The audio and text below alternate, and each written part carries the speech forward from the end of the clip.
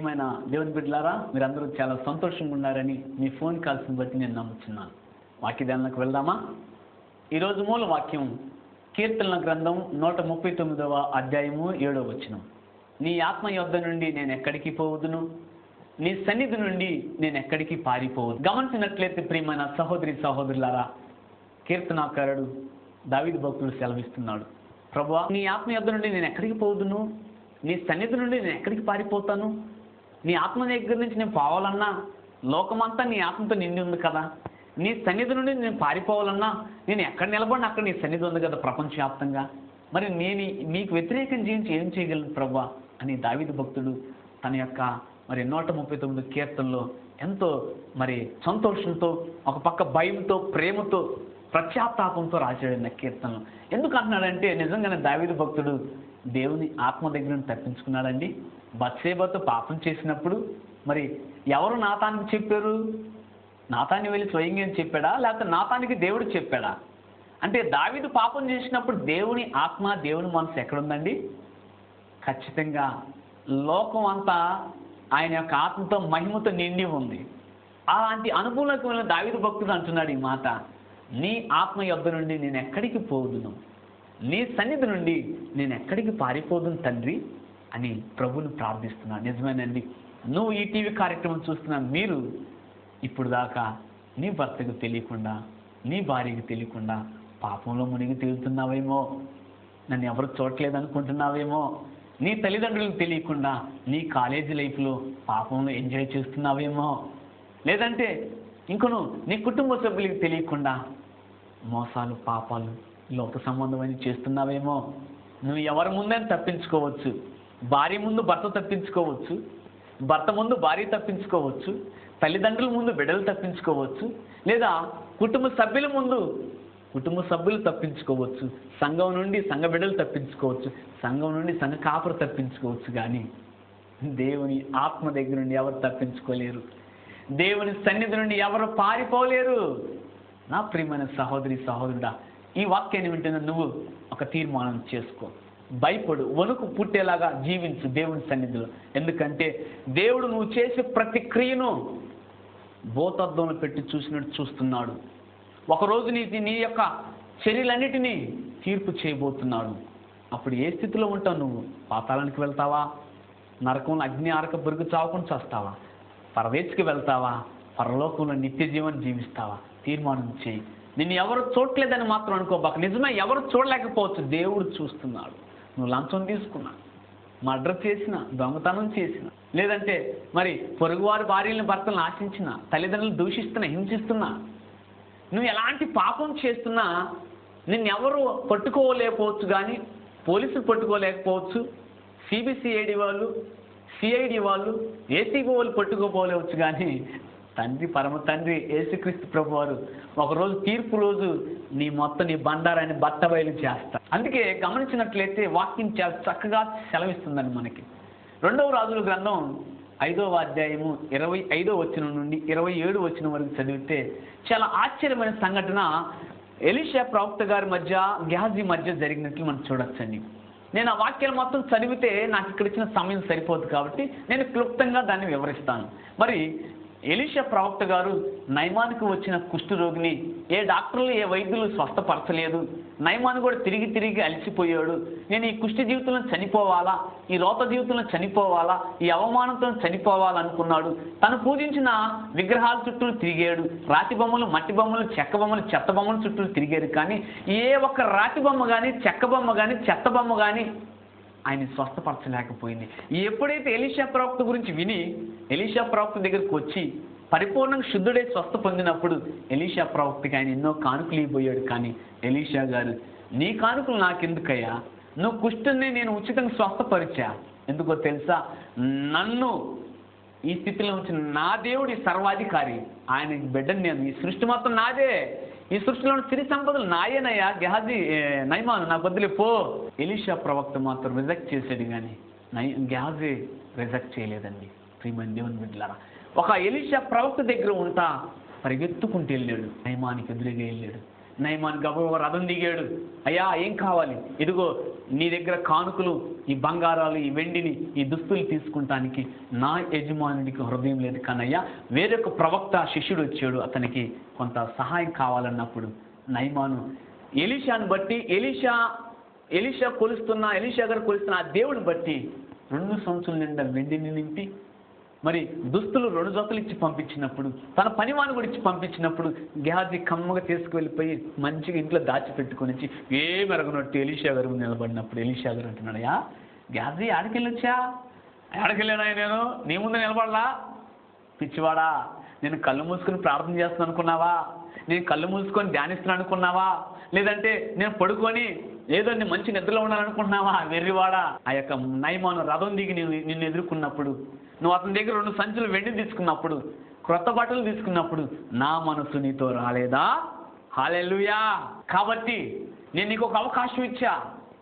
ఎక్కడికి వెళ్ళొచ్చావు గేహాజీ అన్నప్పుడు నన్ను క్షమించయ్యా.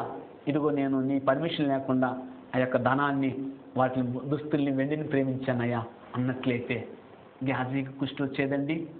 గేహాజీకి మాత్రమే కాదు, తన వంశావళి మొత్తానికి కుష్టి వచ్చేదా? దేవుడి సన్నిధిలో చేసిన పాపాన్ని దాచిపెట్టాడు, తను చేసిన ఆజ్ఞ అతిక్రమాన్ని దాచిపెట్టాడు, స్వయంగా దేవుని బిడ్డకి అబద్ధం చెప్పాడు. దేవుడు ఊరుకున్నాడా? ఎలీషా గారి ద్వారా నయమానికి వదిలిన కుష్టు నీకు వస్తుంది. నీకు మాత్రమే కాదు, నీ సంతానానికి మొత్తం, నీ వంశావళి మొత్తానికి నీ కుష్టిని బహుమానంగా దేవుడు ఆజ్ఞ అతిక్రమించాడు కాబట్టి శాపంగా ఇస్తున్నానని ఎలీషా గారు శపించాడండి. జాగ్రత్త నా ప్రియమైన సహోదరి సహోదరుడా, దేవుని సన్నిధిలో అబద్ధాలు చెబుతున్నావేమో, దేవుని బిడ్డల మీద, సువార్థికులు, పాస్టర్ల మీద నిందలు మోపుతున్నావేమో, నీకున్న పాపపు తలంపుల్ని, పాపపు ఆలోచనల్ని ఎదుటి వారి మీద పొలమటానికి దేవుని బిడ్డలను లెక్క లేకుండా జీవిస్తున్నావేమో, వారి పక్షాన ఏ మనిషి సపోర్ట్ చేయలేకపోవచ్చు. పరమ తండ్రి చూస్తున్నాడు, నీ బండారాన్ని బయట అయిపోతున్నాడు. నువ్వు ఇంత నడుచుకుంటే శాపగ్రస్తురాలు అయిపోతావు, శాపగ్రస్తుడు అవుతావు. అయితే గేహాజీలా కాకుండా నీ తప్పులు ఒప్పుకో, ఆయన ముందు ఒప్పుకో, చేసిన పాపానికి పశ్చాత్తాపడు. ఏది వాస్తవం ఏది అవాస్తవం నీ హృదయాన్ని అంతర్లను చేసుకో. ఎందుకో తెలుసా? నీ సన్నిధి నుండి నేను ఎక్కడికి పోవద్దు. నేను ఎక్కడికి పారిపోతావు? నీ ఆత్మయుద్ధను నేను ఎక్కడికి పారిపోలేము, వెళ్ళిపోలేదు. ప్రియమైన దేవుని బిడ్డలారా, గేహాజీ కుష్టు వచ్చింది. నువ్వు ఒకవేళ దేవుని సన్నిధిలో, లేదంటే నీ కుటుంబంలో అనేకమైన దారుణమైన పాపాలు చేస్తూ కప్పిపుచ్చుకుంటున్నావేమో, దేవుడు వాటిని తెరవబోతున్నాడు. తెరిచినప్పుడు నీ బిడ్డలు నీకు దూరం అవుతారు, నీ భర్త నీకు దూరం అవుతారు, నీ భార్య నీకు దూరం అవుతారు, నీ కుటుంబ సభ్యులు నీకు దూరం అయిపోతారు, నువ్వు అనాథం అయిపోతావు, మంచాన్ని పడిపోతావు, హెచ్ఐవి రోగంతో, వెళ్ళిపోయిన రోగంతో అన్ని మనసులను, 1-2 అన్ని మనసులను ఉంటావు, కంపు కొట్టుకొని జీవిస్తావు. అలాంటి స్థితికి రాకముందే దేవుని యొక్క సన్నిధిలో మొరపెట్టుకో. దేవుని ఆత్మ యొద్ద నుండి, దేవుని సన్నిధి నుండి ఎక్కడికి పారిపోతావు? దేవుని ఆత్మను తప్పించుకోలేవు. చూసినట్లయితే మరో చక్కని మాట ఉండిద్దండి. అపోస్తలుల కార్యములు 5వ అధ్యాయము 1 నుండి 10 వచనాలు చదివితే చాలా చక్కగా మనందరికీ తెలిసింది. అననీయ సప్పీరాలు అనే దంపతులు ఉంటారండి. వారు ఎంతో దేవుని ఎడల భయభక్తులు కలిగి దేవునితో సహవాసం చేస్తున్నారు. ఆనాడు అపోస్తలులు మొత్తం కూడా వారికున్న ఆస్తి స్థిరాస్తులు మొత్తం అమ్మివేసి సమంగా పంచుకొని దేవుని సేవను ముందు కొనసాగించాలని ప్రతి ఒక్కరు తీర్మానం చేసుకున్నప్పుడు, ప్రతి ఒక్కరు కూడా మనస్సాక్షితో, మనస్ఫూర్తిగా, నిష్కలంకమైన జీవితంతో వారికున్నది యావదాస్తి అమ్మివేసి పేతురు దగ్గర తెచ్చి పాదాల దగ్గర పెడుతున్నప్పుడు ఈ అననీయ సప్పీరాలు కూడా వారికున్న పొలాన్ని నమ్ముకొని, కొంత భార్యాభర్తలు ఇద్దరు ఒక మాట అనుకొని, ఒక అబద్ధానికి ఇద్దరు కట్టుబడి కొంత దాచిపెట్టుకొని పేతురు గారికి తెచ్చిచ్చినప్పుడు పేతురు గారు చాలా బాధపడ్డారు. ఏమననీయ, నీ పొలం అమ్మికి ఇంతైనా డబ్బు వచ్చింది? అవును పేతురు గారు, నాకు ఇదే వచ్చింది. ఎందుకు మీరు దేవుని ఆత్మను శోధిస్తున్నారు? దేవుని ఆత్మను శోధిస్తున్నావే, దేవుని బిడ్డవని చెప్పుకుంటా నువ్వు చేస్తున్న క్రియలు దేవుడు తెలియదా? ఆ సర్వ సృష్టికర్తను కొలుస్తున్నావు, ఎన్ని అద్భుతమైన కార్యాలు చేస్తాడు నీకు తెలియదా? ప్రతి ఒక్కరు పాపానికి కింద రాశాడని తెలియదా? ఆకాశం సాక్ష్యం ఉందని తెలియదా? భూమి సాక్ష్యం అని తెలియదా? ఎందుకయ్యా అననీయ ఎంత పాపం చేసి దేవుని ఆత్మను శోధించవు అని అనక ముందే చచ్చిపోయాడు అననీయ. ప్రియమైన దేవుని బిడ్డలారా, సప్పీరా కూడా ఏమైందో మనకు తెలుసు. సప్పీరా కూడా అదే మాట అబద్ధం చెప్పి క్షణంలో ఆమె కూడా చనిపోయిందండి. దేవుని ఆత్మను శోధిస్తున్నావేమో, అందుకే కీర్తనకారుడు, నీ ఆత్మ యొద్ద నుండి నేను ఎక్కడికి పోదును, నీ సన్నిధి నుండి నేను ఎక్కడికి పారిపోదును, నువ్వెక్కడికి వెళ్ళినా నీ పాపం బట్టబయలు చేస్తాడు. చూడండి, అననీయ సప్పీరా లాగా మీ తప్పుల్ని, పాపాలను దాచిపెట్టుకొని మరణానికి పాత్రలు అవుతున్నారేమో. మీరైతే పర్లా, మీ శాపం, మీ పాపం మీ బిడ్డల మీదకి వస్తుందే. ఏం అన్యాయం పొందించేసారండి మీ బిడ్డలు? కన్నా మీ కడుపున పుట్టిన నేరానికి, ఈ లోక సంబంధం ధనం మోజులో, ఆస్తుల మోజులో, పొలాల మోజులో, అక్రమంగా అన్యాయంగా దేవుని ఆత్మకు వ్యతిరేకంగా, దేవుని మనసుకు వ్యతిరేకంగా జీవించి దోచుకొని నువ్వు చనిపోతున్నావే. ఆ శాపం అంతా నీ బిడ్డల మీదకి వస్తుంది. మధ్యలో ఫట్ అయిపోతున్నారు, జాగ్రత్త. దేవుని ఆత్మ యొద్ద నుండి ఎక్కడికి పోతావు? ఎక్కడికి పోలేవు. నువ్వు ఒక తీర్మానం చేయి. చేసిన ప్రతి తప్పుని, పాపాన్ని యథార్థం ఒప్పుకో. దేవుడి సన్నిధిలో ఒప్పుకో. మనుషుల ముందు అవసరం లేదు. మనుషులు ఎప్పుడు నీకెందుకు? ఈ మనుషులు మెచ్చుకున్న వల్ల నువ్వు పరదేశికి వెళ్ళలేవు, పరలోకానికి వెళ్ళలేవు. ఈ మనుషులు మెచ్చుకున్నారంటే నీ వెనక గోతులు తీస్తున్నట్టే. నిన్ను వీరుడు సూర్యుడు అన్నాడంటే నువ్వు పనికి వాళ్ళని బయట చెప్తున్నట్లే. నిన్ను పాతాళానికి తీసుకెళ్ళబోతున్నారు వాళ్ళు. నరకానికి దగ్గర చేయబోతున్నారు. మేల్కొన్న సహోదరుడు, ఆ సహోదరి ఎలీషా గారు గెహాజీని తన చేసిన తప్పుని, పాపాన్ని ఒప్పుకున్నందుకు కుష్టు రోగాలను చేసి, మనం కూడా ఒక చక్కని మాట అంటాడండి ఎలీషా గారు గెహాజీతో. ఏమయ్యా గెహాజీ, వెండి బంగారం, ఒలివ చెట్ల తోటలు, ద్రాక్ష చెట్ల తోటలు ఇవన్నీ సంపాదించుకుంటానికి సమయమా? చూడు, మన కళ్ళ ముందు వీటి మోజుల్లో పడి వీటిని సంపాదించాలని ఒకరినొకరు పొడుచుకొని వస్తున్నారు కదయ్యా. మర్డర్లు, మానభంగాలు చేసుకుంటున్నారు కదయ్యా. వారిని రక్షించాల్సిన నువ్వు నేను. ఎందుకు ఈ ధనం మోజు, కామం మోజు, ఈ యొక్క ప్రతిష్టల మోజు అన్నాడండి. ఈరోజు ఈ వాక్యాన్ని వింటున్న నా విశ్వాసి, నా విశ్వాసుడా, నా సేవకుడా, తోటి దైవజనుడా, నీ మోజు దేని మీద ఉంది? దేవుడు వాక్యాన్ని బోధిస్తూ దేవుడు ఆత్మ నుండి తప్పించుకుందాం అనుకుంటున్నావా? పొరపాటే. నీకు తెలుసు వాక్యం. దేవుడి సన్నిధి నుండి ఇవన్నీ దోచుకొని దాచుకుంటానికి పారిపోదాం అనుకుంటున్నావా? ఇంపాసిబుల్. బ్యాడ్ న్యూస్, నీకు నాశనం రాబోతుంది నీ జీవితంలో. ఇలాగ ఉంటే, పశ్చాత్తాపడి పాపాలు ఒప్పుకుంటే, దేవుని ఆత్మకు అనుకూలంగా, దేవుడి మనసుకు అనుకూలంగా జీవిస్తే నేను ఉన్నతమైన స్థితికి పోతున్నాడు. హల్లెలూయా. నువ్వు దేవుడి సన్నిధికి వస్తే ఆశీర్వదించబోతున్నాడు. హల్లెలూయా. శాపానికి గురి కావద్దు. నేను చెప్తలేదండి, పరిశుద్ధమైన గ్రంథం చెబుతుంది, ఈ మూల వాక్యం చెబుతుంది. నీ ఆత్మ యొద్ద నుండి నేను ఎక్కడికి పోదును, నీ సన్నిధి నుండి నేను ఎక్కడికి పారిపోదును. ఇప్పుడు దాకా ఆత్మ సన్నిధిలో ఆత్మ నుండి పారిపోయిన వారు ఏ స్థితికి వచ్చారో మనం తెలుసుకున్నాం. ఆత్మకు వ్యతిరేకం చేసి దేవుని మనసుకు వ్యతిరేకం చేసిన గెహాజీ, అననీయ సప్పీరాలు ఏమయ్యారో మనకు తెలుసు. మరి ఇప్పుడు దేవుని సన్నిధి నుండి పారిపోయిన వారి గురించి తెలుసుకుందామండి. యోనా గ్రంథం 1వ అధ్యాయం 10వ వచనంలో యోనా గారు చెప్తారు అవ్వాళ్ళ నాయకులకి, నువ్వు ఎవరవయ్యా అంటే, నేనయ్యా దేవుని సన్నిధి నుండి పారిపోతున్నాడంట. హల్లెలూయా. నేను యెహోవా సన్నిధి నుండి పారిపోతున్నాను. ఎందుకయ్యా? ఇదిగోనయ్యా, నన్ను నినివే పట్టణానికి వెళ్ళమన్నాడు. అక్కడ జనులు దేవుడి 10 ఆజ్ఞలకు వ్యతిరేకంగా జీవిస్తున్నాడు. ప్రవక్తలను చంపుతున్నారు, సువార్తికులను చంపుతున్నారు, పాస్టర్లను చంపుతున్నారు, వారి బిడ్డల మీద పెట్రోల్ వేసి తగలబోస్తున్నారు, నిప్పంటి నాశనం చేస్తున్నారు. దేవుడి ఉగ్రత 40 రోజులు ఆ నినివే పట్టణం మీదకి రాబోతుంది. ఆనాడు సొదొమ గొమొర్రా పట్టణాలను నాశనం చేసినట్టు, కాల్చినట్లు ఇప్పుడు ఆయన చేయబోతున్నాడు. నాకేమో అక్కడ సువార్త ప్రకటిస్తే వాళ్ళందరూ మారుతారు. మారాడంటే దేవుడి కటాక్షం వచ్చింది. మరి వీరు మారితే మాత్రం ఇంకే మరలవుతా తప్పిపోయే అవకాశం ఉంది. అందుకే నేను అక్కడ సువార్త ప్రకటించుకుని పారిపోతున్నానయ్యా దేవుని సన్నిధి నుండి అని స్వయంగా యోనా గారు చెప్పాడండి. ప్రియమైన దేవుని బిడ్డలారా, దేవుని సన్నిధి నుండి పారిపోనిచ్చాడు, చూశాడు. కానీ దేవుడు పని జరగకుండా చూశాడా? యోనా చేత ఓడలో వారిని అందరూ రక్షించాడు. హల్లెలూయా. దేవుడు రోషం కలిగిన దేవుడు అండి. దేవుడు సన్నిధి నుండి ఎవరు పారిపోలేరు. పారిపోయినా అని అనుకున్నది సాధిస్తాడు. ఎక్కడుండా భయంకరమైన ఉపద్రవ పరిస్థితులు కల్పించనే సరే ఆయన రక్షణ సువార్తను ప్రకటిస్తాడు. ఆ నిత్య నాశనానికి శాపగ్రస్తమైన కుటుంబాన్ని రక్షిస్తాడు. హల్లెలూయా. యోనాకు అది ఎదురైందండి. ఎత్తి నన్ను సముద్రంలో పడవేయమని అన్నాడండి. అంత గొప్ప తెగువండి యోనా ప్రవక్తది. ఆ ఓడలో ఉన్న జనాల్ని కాపాడటం కోసం తన దేవుడు యోనా నిస్వార్థం కూర్చొని ప్రార్థన చేస్తే యోనా ఒక్కడిని రక్షిస్తాడని తెలుసు. కానీ యోనా కోరుకోలేదండి. తన ఆ ఓడలో ఉన్న జనం కొరకు అన్ని జనుల కోసం అండి వారి విగ్రహాలను పూజించారండి. ఆ క్షణంలో వారు ఎవరు రక్షించాలా? ఓడ మీద ఉన్న పెనుగాలి, తుఫాను, ఓడ బద్దలకు పరిస్థితి ఆగిపోలా. వారి దేవతలను కొలిచారు. వారి రాతి బొమ్మలను, మట్టి బొమ్మలను, చెక్క బొమ్మలు, చెత్త బొమ్మలు పూజించారు. కానీ ఆ ఉపద్రవం ఆగలా, ఆ పెను ప్రమాదం ఆగలా. యోనా ఎప్పుడైతే జీవం కలిగిన దేవుని గురించి చెప్పాడో, సువార్త ఓడలో చెప్పారో, ఓడలో ఉన్నది భయం పుట్టిందంట. అమ్మో, వీళ్ళ దేవుడు సామాన్య దేవుడు కాదయ్యో, ఈయన దేవుడు సామాన్యుడు కాదు. ఏమన్నా ప్రవక్తంగా రోషభరితమైన జీవితం ద్వారా దేవుడి సన్నిధిని పారిపోవాలనుకున్నాడు, కానీ దేవుడి సన్నిధి పారిపోయినట్టు దేవుడు చూశాడు. కానీ ఆ సన్నిధి నుండి పారిపోయినప్పుడు ఆ ఓడలో వాడిని కూడా దేవుని రక్షణ ద్వారా రక్షించారండి. హల్లెలూయా. తిరిగి వారి దేవుని విసర్జించి దేవుడి సన్నిధిలో మొరపెట్టుకొని నిబంధన చేసుకొని బలర్పించారంటే ఆ ఓడలో వాళ్ళందరూ దేవుడిని నమ్మారు. హల్లెలూయా. చూడండి, వారందరి గురించి యోనా చనిపోవటానికి కూడా వెనకాలేదండి. ఎంత గొప్ప దైవజనుడు అండి. నన్ను ఎత్తి సముద్రం వేయండి, నేను చనిపోయిన పర్లా, నా దేవుడు వాక్యం విన్న మీరు బ్రతకాలి. హల్లెలూయా. ఇదండి సేవ, ఇదే రోషభరితమైన జీవితం.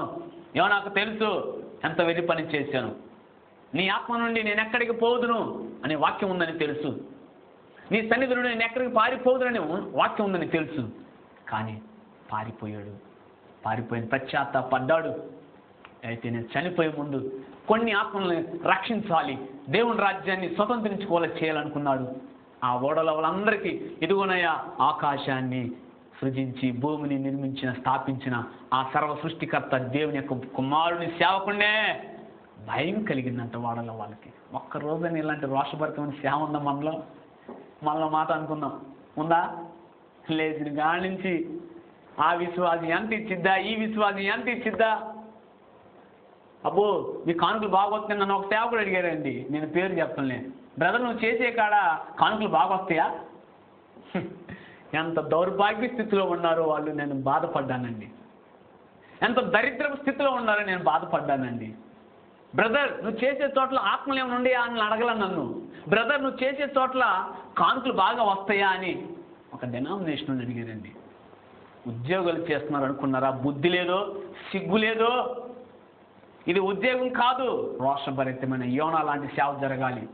నీ సంఘాన్ని కాపాడటానికి, నీ సంఘ విశ్వాసుల్ని, నీ సంఘ పెద్దల్ని కాపాడటానికి తెగుగలిగి మనం చావాలి, వారు రక్షింపబడేలా చేయాలి. మనం దేవుళ్ళలో ఉండి దేవుడి సన్నిధిలో ఉండి చావాలి, దేవుని ఆత్మకు దేవుని మనసుకు అనుకూలంగా ఉండి చావాలి, రోషభరితమైన సేవ చేసి చనిపోవాలి.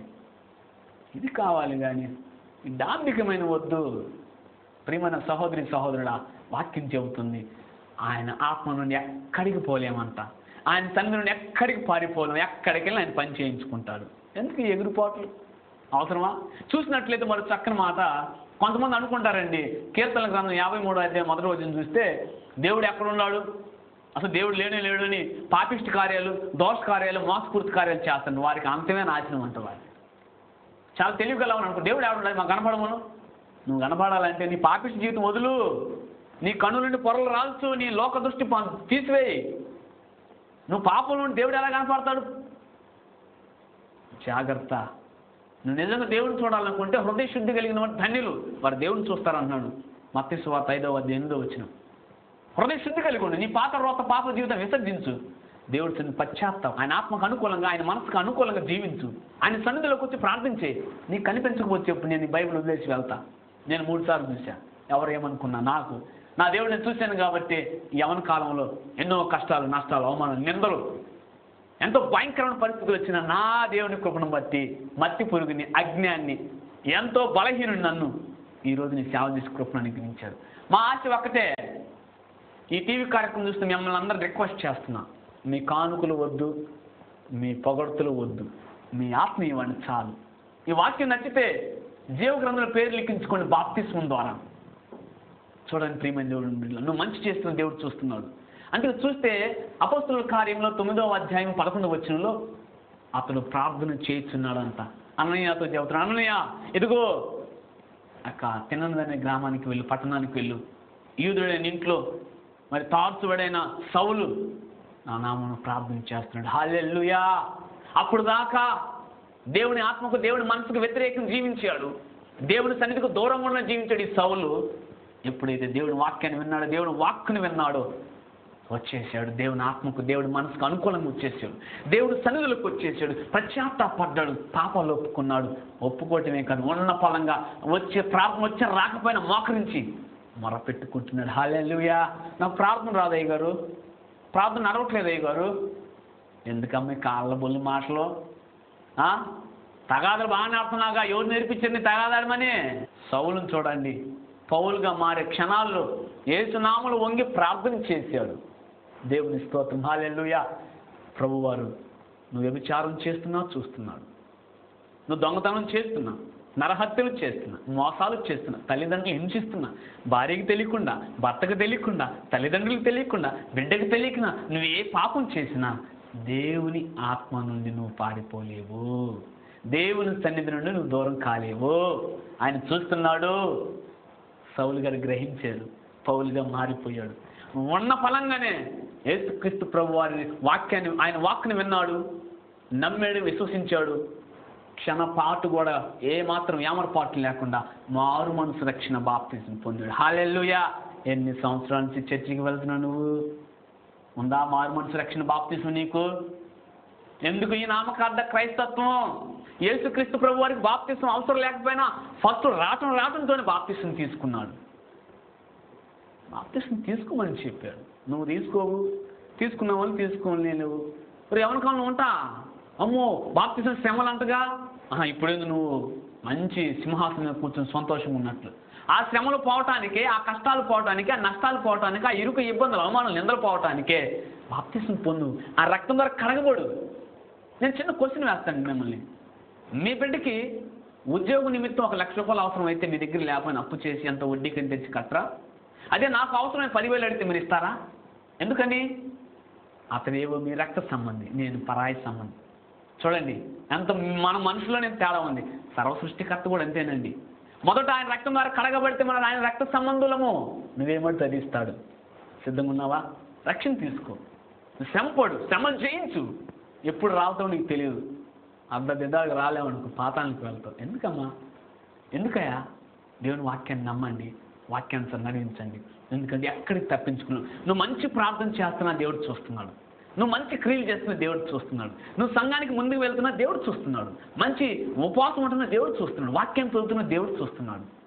నువ్వు అడిగే ప్రతి ప్రార్థనకి సమాధానం సిద్ధపరుస్తున్నాడు, నీకు ఇవ్వబోతున్నాడు. శుభవార్త, నీ కుటుంబంలో అదృష్టం రాబోతుంది. దేవుడి యొక్క ఆత్మ అనే అదృష్టం, ఆయన మనసు అనే అదృష్టం, ఆయన సన్నిధిని అదృష్టం నీకు రాబోతుంది. నువ్వు ఇక అడిగిందే తలవు, నీకు సమాధానం రాబోతుంది. కళ్ళు మూసుకుని నీ గురించి ప్రార్థన చేస్తా. మహాపరిశుద్ధుడా, మిక్కిలి ప్రేమ, కనికరం, జాలి, దయగలిగిన దేవా, వందనాలు నాయనా. మరి నీ ఆత్మ యొద్ద నుండి నేను ఎక్కడికి పోవదును, నీ సన్నిధుల నుండి నేను ఎక్కడికి పారిపోవదునని ప్రభా 139వ కీర్తనలో 7వ వచనం తరపున మీరు మాట్లాడారు తండ్రి. ఈ వాక్యాన్ని విన్న ప్రతి ఒక్క బిడ్డని జ్ఞాపకం చేసుకోండి అయ్యా. గెహాజీలాగా చేసిన పాపాన్ని, తప్పుని దాచిపెట్టుకొని శాపగ్రస్తుడు అవ్వకుండా నీ బిడ్డలను సహాయం దయచండి. యథార్థమైన మనసుతో పాపాలు ఒప్పుకుని సహాయం దయచండి ప్రభా. అననీయ సప్పీరలాగా నీ ఆత్మను శోధించకుండా ప్రభా, శోధించి మరణమవ్వకుండా నీ బిడ్డని జ్ఞాపకం చేసుకోండి అయ్యా. ప్రభా, సౌలు పౌలుగా మారే సమయంలో ప్రార్థన వచ్చినా రాకపోయినా పశ్చాత్తాప హృదయంతో మోకరించి ప్రార్థన చేసి మీ వాక్కును ఒక్కసారి విన్నాడు తండ్రి. విన్న ఫలంగానే మారు మనసు రక్షణ బాప్తిసం పొందారయ్యా.